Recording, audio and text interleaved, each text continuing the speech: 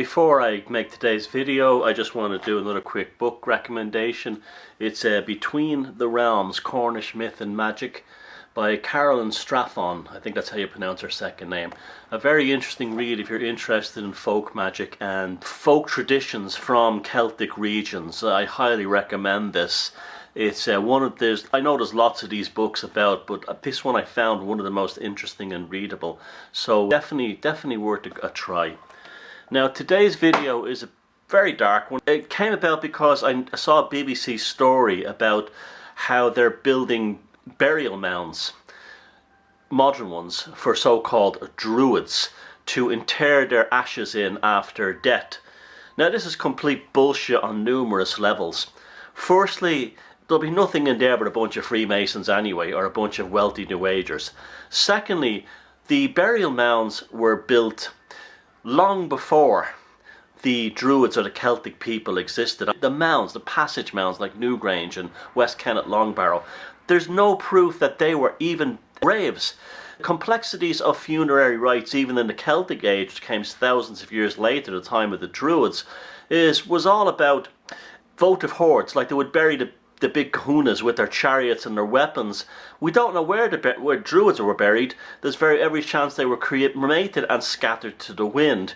Remember, ancient people really, and Indo-European people especially, worried about their remains, and this is what this video is about, because your grave can be used to steal your soul. Now, I first came across this when I was about 15 or 16.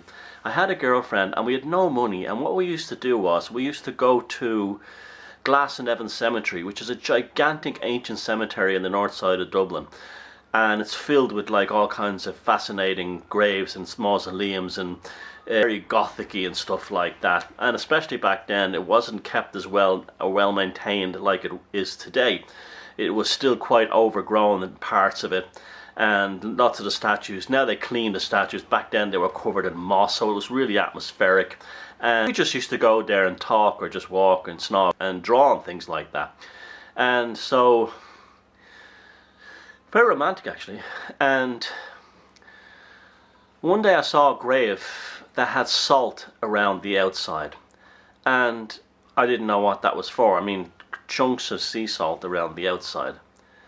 It wasn't until many years later I discovered that in folk traditions, spreading salt around a freshly dug grave, or even an old grave, what the salt around the grave represents is that somebody has stolen the soul of the person who was recently buried, and the salt was put around the grave so the spirit or the soul of the person who was seized from the grave cannot return to the grave.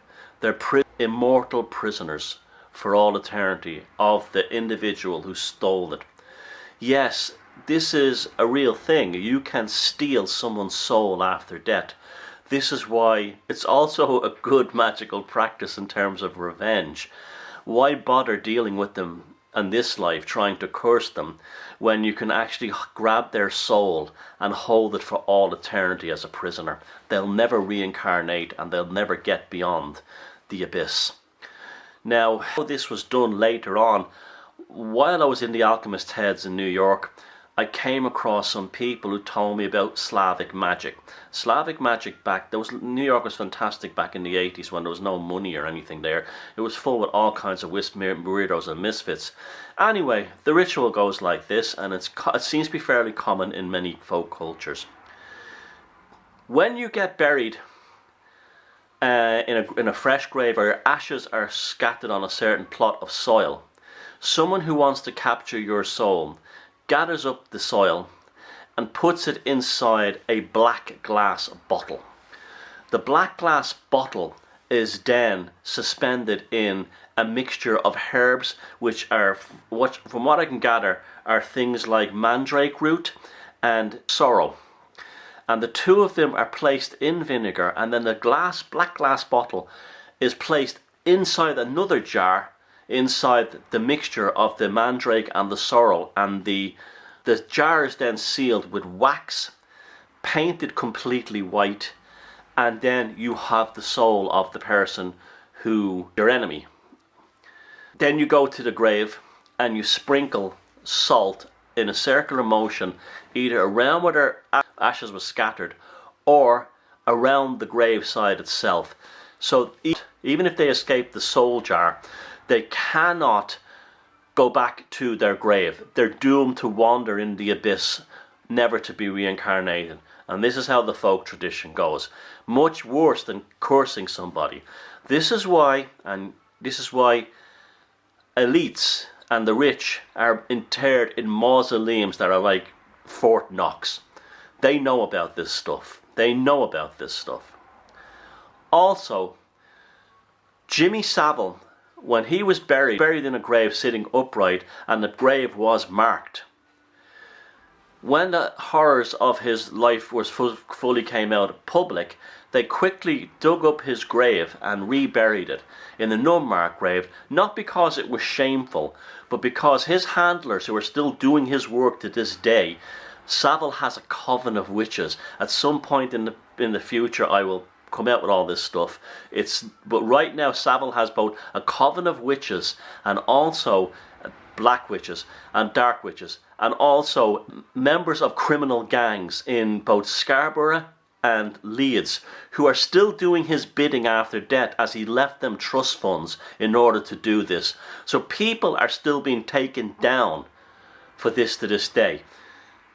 Savile was quickly reburied in an unmarked grave, so fuckers like me couldn't get his soil from his grave to trap him for all eternity in the abyss. And that's what that was really about. Not because, oh, he's shamed or anything like this. His gophers that are still, and his witches, did this. Now, I know this sounds far-fetched, but ask yourself, why do the super rich either never tell us where they're buried? Interesting, isn't it? Or they're buried behind massive mausoleums. This is why David Bowie, God love him, I'm not saying there's anything wrong with him, did this. This is why I'm going to do this. I will not leave a place where I can be found. In fact, the best thing probably to do is to die at sea. And that's interesting too, because this character that they claim as Bin Laden was buried at sea unceremoniously. Again, you must protect your magical space in life and in death. Even if this stuff is not true, pathological individuals can do these things in order to fuck up your family.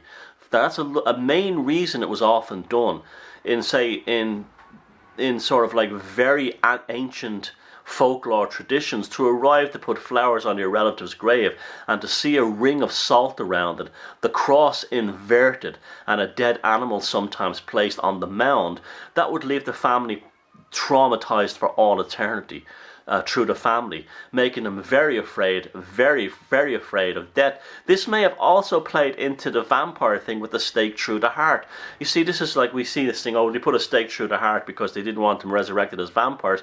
They may have put the stake through the heart to pin them in the coffin, to pin their post-mortal spiritual state in the coffin, so they could go to heaven if they believe that, or pass on.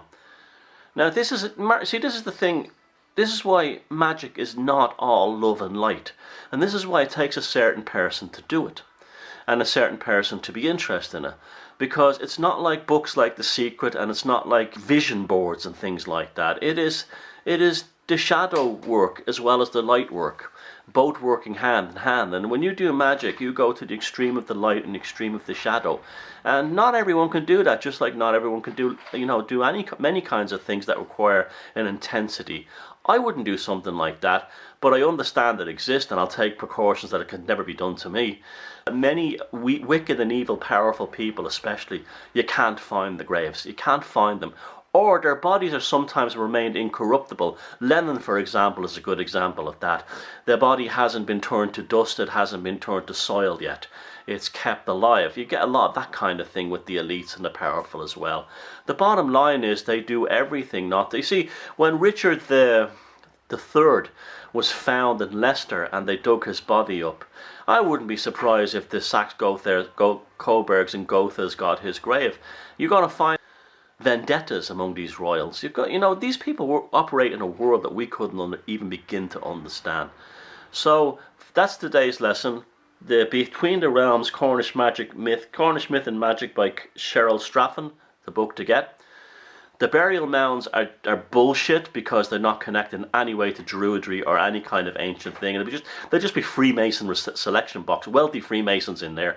And thirdly, you can capture, according to magical rites, you can capture somebody's soul after death and hold them present for all eternity so they never ever reincarnate or move on in their soul journey. Thank you.